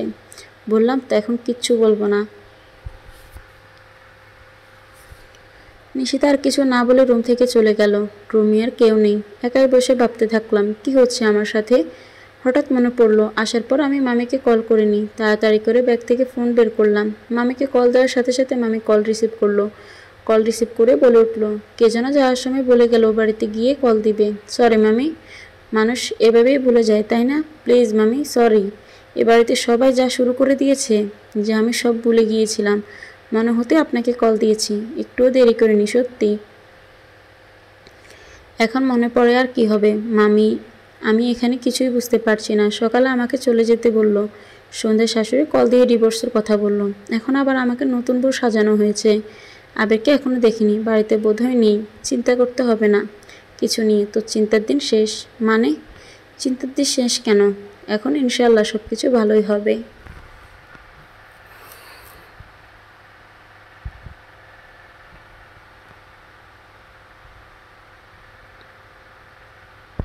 জানি না কি হবে। ও মামা গিয়েছে? হ্যাঁ, তার থেকেই তো সব শুনলাম। তুই তো ভুলেই গিয়েছিস আমাকে। বলিনি মামি, খুব মনে রেখেছেন। আচ্ছা শোন, এখন থাক মা, আমরা কাল সকালে চলে আসব। আমার চিন্তা হচ্ছে মামি। চিন্তার কিছু নেই। আচ্ছা রাখলাম। ঠিক আছে। ফোন রাখার সাথে সাথে নিশিতা আর আমার রুমে প্রবেশ করলো। আমার মুখোমুখি হতে আমার নিজেকে খুব ছোট লাগছে। সন্ধ্যায় কত খারাপ ব্যবহার করলাম। শাশুড়ির মুখোমুখি হতে আমার লজ্জা লাগছে, কিন্তু আমার তো কিছু করার ছিল না। দেয়ালে পিঠ থেকে গিয়েছিল আমার। আমি দুজনকে আসতে দেখে মাথা নিচু করে অপরাধীর মতো বসে রইলাম। আম্মা এসে আমার পাশে বসলেন। আমি তখন মাথা নিচু করে বসে আছি। আম্মা থুতনিতে হাত দিয়ে আমার মুখ উঁচু করে বলে উঠলেন, মাশাল্লাহ কি সুন্দর লাগছে আমার বৌমাকে। আমি আম্মার দিকে তাকিয়ে বললাম, আম্মা কোনো কথা না। আম্মা তখনকার জন্য আমি দুঃখিত। প্লিজ আমাকে মাফ করে দিন। এখন সব ভুলে যাও মা। এসব কথা আর মনে রেখো না। আম্মা আমি কিছুই বুঝতে পারছি না। বিশ্বাস করুন, আমাকে প্লিজ ক্লিয়ার করে বলবেন আমার সাথে কি হচ্ছে এগুলো। তোমাকে আজ নতুন বউ হিসেবে আবির নিয়ে আসা হলো। আমাকে তো নিয়ে আসা হয়নি, আমি নিজেই এসেছি। ওই একই তো হলো। তোমাকে আসতে বাধ্য করা হয়েছে, এজন্যই তো এসেছো। এখন আর কোনো কথা না। যাও এখন সোজা ছাদে চলে যাবে। এখন ছাদে যেতে হবে? হ্যাঁ যেতে হবে। কিন্তু কেন? নিশিতা পাশ থেকে বলে উঠল, আমার ভাইয়া তার নতুন বউয়ের জন্য অপেক্ষা করছে। তার সামনে যাবে না? আমি কিছু না বলে চুপ করে বসে রইলাম। আমার নিজেই এবার নিশিতাকে বলল আমাকে এগিয়ে দিতে। আম্মা আমার মাথায় হাত দিয়ে দোয়া করে নিজের রুমে চলে গেলেন। নিশিতা এবার আমাকে নিয়ে সিঁড়ির কাছে এসে বলল, যাও এবার একাই চলে যাও। ভাইয়া অনেকক্ষণ ধরে তার বউ দেখার জন্য অপেক্ষা করছে। অল দ্য বেস্ট ভাবি। নিশিতা চলে গেলে আমি এক হাত দিয়ে শাড়ির কুচিগুলো ধরে সামান্য পরিমাণে উঁচু করে ছাদের দিকে অগ্রসর হলাম। ছাদে পা রাখতেই বুঝলাম বাম পাশে একজন দাঁড়িয়ে আছে। বেশ উঁচু লম্বা পুরুষটি, বিশালাকার দেহের অধিকারী। পুরুষটি রেলিংয়ে হাত দিয়ে বাইরের দিকে তাকিয়ে আছে। আমার পায়ের শব্দ পেতে উনি আমার দিকে ফিরে তাকালেন। ছাদের এক পাশটায় স্বল্প আলোয় ঝাড়বাতি লাগানো হয়েছে। আলোর নিচ্ছে আলো আর জ্বলছে। এক পাশ দুপাশ করে এগোচ্ছি আর আমার হৃদস্পন্দন বেড়ে যাচ্ছে। আমাকে এগোতে দেখে সামনে দাঁড়ালো পুরুষটি, আমার দিকে এগিয়ে আসতে শুরু করলো। আমরা দুজন একে অপরের দিকে সামনে দাঁড়িয়ে আছি। এতদিনের হাজার হাজার মাইল দূরত্বকে জয় করে আমরা সামনাসামনি দাঁড়িয়ে ওনার মুখের দিকে তাকাতেই দেখলাম উনি আমার দিকে মুগ্ধ চোখে চেয়ে আছেন। আমি চোখ নামিয়ে নিয়ে দাঁড়িয়ে রইলাম। আমার ভীষণ অস্বস্তি লাগছে এভাবে দাঁড়িয়ে থাকতে, লজ্জা লাগছে ভীষণ। নীরবতা ভেঙে তিনি বলে উঠলেন, কেমন আছো অনু? আমি চোখ তুলে চাইলাম। আমার চোখ টলমল করছে। এখন বিশ্বাস করতে পারছি না আবির আমার সামনে দাঁড়িয়ে। এই মানুষটা সত্যি আমার সামনে দাঁড়িয়ে। আবিরের প্রশ্নের কোনো জবাব না দিয়ে বলে উঠলাম, আপনাকে একটু ছুঁয়ে দেখি। আপনাকে আমার বিশ্বাস হচ্ছে না, কেন যেন সব স্বপ্ন স্বপ্ন লাগছে। মনে হচ্ছে এখনই ঘুম ভেঙে যাবে আর স্বপ্নটাও ভেঙে যাবে। আপনাকে প্লিজ একটু ছুঁয়ে দেখি। আমার কথায় মুচকি হেসে আবির এক ঝটকায় আমাকে বুকে টেনে নেয়, আলতো করে জড়িয়ে নেয় আমাকে। যে নারী নিজের পুরুষের বুকে মাথা ঠাঁই পায় সে নারী ভাগ্যবতী হয়। মা হারানোর পর নিজেকে কখনো ভাগ্যবতী মনে হয়নি, আজ আবার নতুন করে নিজেকে ভাগ্যবতী মনে হচ্ছে। ওনার বুকে মাথা রেখে চুপচাপ চোখ বন্ধ করে দাঁড়িয়ে আছি। নীরবতা ভেঙে তিনি বলে উঠলেন, অনু নিচে যাবে না? মাথা না তুলে নরম সুরে বললাম, আর একটু এভাবে থাকি। এই তোমার লজ্জা লাগছে না? আজকে যাকে দেখলে তাকে জড়িয়ে ধরে থাকতে? আমার বর তো আমি জড়িয়ে রাখবো, তাতে কার কী সমস্যা? আপনার সমস্যা হলো আমি সেটা দেখব না। আচ্ছা তাই? জি। হঠাৎ ওনার বুক থেকে মাথা তুলে বললাম, আমাকে সকালে মামা বাড়ি পাঠিয়ে দেওয়া হয়েছিল কেন বলুন তো? আবির হাসতে হাসতে বলে ওঠে, সেটা জানার জন্য রুমে যেতে হবে। আমার সুন্দরী বউকে আলোতে একটু দেখার জন্য মনটা আনছান করছে। 2 বছর খুব কম সময় না। বিয়ে করে বউর টানে এতদিন আসেননি। আমি এখন তাড়াতাড়ি রুমে যাব না। যাবে না? না যাব না। সত্যি যাবে না? আপনাকে মিথ্যে বলতে যাব কেন? এতদিন আমার মায়ায় আসেননি, আজ ভালোবাসায় উতলে পড়ছে। সারাদিন কান্না করেই এখন এসেছেন প্রেম দেখাতে। আমার অনুর কি রাগ হয়ে গেল? বলে পাজা কোলে নিয়ে সিঁড়ির দিকে এগোতে লাগলো আবির। আমি বয়ে শক্ত করে 2 হাত দিয়ে তাকে ধরে রইলাম। আবির ধীরে ধীরে সিঁড়ি বেয়ে নিচে চলে এলো। রুমের দরজার সামনে দাঁড়িয়ে বলল, চোখ বন্ধ করো। কেন? সারপ্রাইজ আছে। কি সারপ্রাইজ? আরে আমাদের বাসর ঘর হয়েছে, এবার চোখ বন্ধ করো। ঘর সাজানো হয়েছে। বন্ধ করবে তুমি? আচ্ছা করছি। আমি যখন চোখ খুলতে বলবো তখন খুলবে, এর আগে চোখ খোলা যাবে না, ঠিক আছে? আচ্ছা। আমি চোখ বন্ধ করে নিলাম। আবির আমাকে কোলে নিয়ে এক হাত দিয়ে দরজায় খুলল। দরজার বাম বাহু দিয়ে ঠেলে সরিয়ে ভিতরে প্রবেশ করলো সে। আমি যতটুকু বুঝলাম ঘরটা তাজা ফুল দিয়ে সাজানো হয়েছে, ফুলের গন্ধ পাচ্ছিলাম। আবির আমাকে আস্তে করে মেঝেতে দাঁড় করিয়ে দিয়ে বলল, এখানে চুপ করে দাঁড়িয়ে থাকো। আমি না বলা পর্যন্ত চোখ খুলবে না। আমি মাথা ঝাঁকিয়ে সম্মতি জানালাম। চোখ বন্ধ করে দাঁড়িয়ে রইলাম। কোনো সজাগ থাকায় বুঝতে পারলাম না আবির আলমারি খুলে মুহূর্তের মধ্যেই আবার বন্ধ করলো। তুমি কি আজীবনের জন্য আমার হবে? তুমি শুধু আমাকে একটু ভালোবেসো। আমি পৃথিবীর সমস্ত আনন্দ তোমার করে দেওয়ার চেষ্টা করব। শুধু আমার জীবনে সবটা জুড়ে থেকে যাও।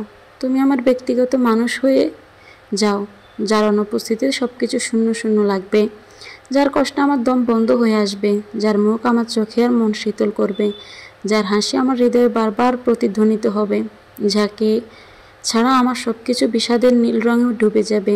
আমি চোখ খুলে তাকিয়ে দেখতে পেলাম আবির মেঝেতে হাঁটু গেড়ে বসে আছে। হাতে একটা রিং আমার দিকে বাড়িয়ে রেখেছে। ভালোবাসি তোমাকে অনু। আমি একটুও ভালোবাসি না। না ভালোবাসো অন্য কারো না হলেই হবে। মুচকি হেসে নিজের হাতে তার দিকে এগিয়ে দিতে রিংটা পরিয়ে দিল। উঠে দাঁড়িয়ে সামনে এসে দাঁড়ালো। বাচ্চাদের মতো আবদারের সুরে বলল, আরেকবার জড়িয়ে ধরে বউ। না, দূরে থাকুন, এসব ভুলে যাও। বলে স্পন্দনের গতিতে বাড়িয়ে আরও একবার বুকে স্থান দিল সে। রাত 12টা। আবির দেশে আসার সময় আমার জন্য কী কী এনেছে সেসব দেখাচ্ছিল। সমস্ত রুম ফুলের গন্ধে যেন ডুবে আছে। আমার জন্য নানা জিনিসপত্র দেখাচ্ছিলাম। আর রুমটা বারবার এদিক ওদিক তাকিয়ে দেখছিলাম। সকালে যেমন দেখছিলাম সেরকম কিছুই নেই।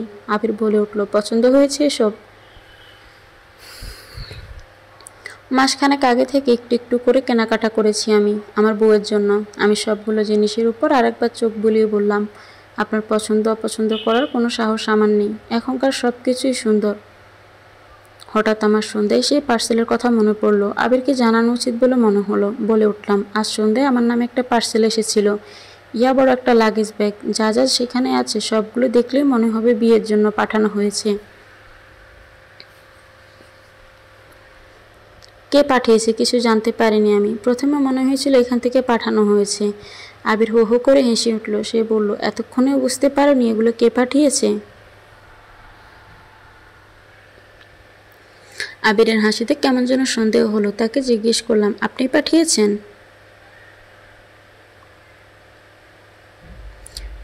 কিভাবে পাঠালেন?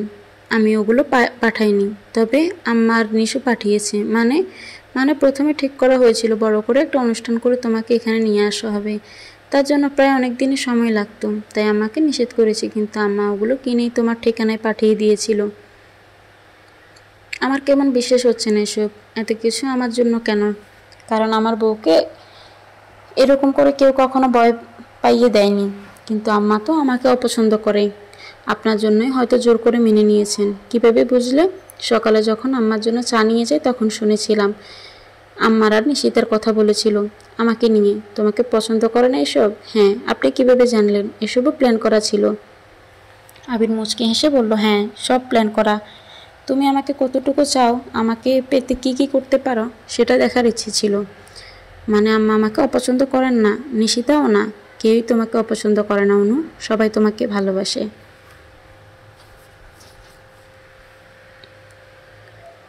কিন্তু সন্ধ্যার ডিভোর্সের কথাটা, তুমি যেন আমাকে টাকার বিনিময়ে ছাড়তে রাজি হও কিনা সেটা দেখতে। জানো তো, একবার এক একজনকে হারিয়ে আমি একবার দিশেহারা হয়ে গিয়েছিলাম। এবার আর তোমাকে হারাতে চাই না। বিশ্বাস করতে এত পরীক্ষা? আমি কি পাশ করেছি? তুমি আমার মন জিতে নিয়েছ। ভালোবাসলে বিশ্বাসটা রাখতে হয়। আমি দেখতে চেয়েছিলাম সব কিছুর বিনিময়ে হলেও আমাকে চাও কি না। আপনাকেই চাই। আমি একটা ঘর চাই, সংসার চাই, সবার সাথে একটু ভালো থাকতে চাই। এ ছেড়ে যাওয়ার যুগে আমি আপনার সাথে আষ্টে পৃষ্ঠে জড়িয়ে থাকতে চাই আবির। তোমার বাবা, আমার বাবা মা নেই।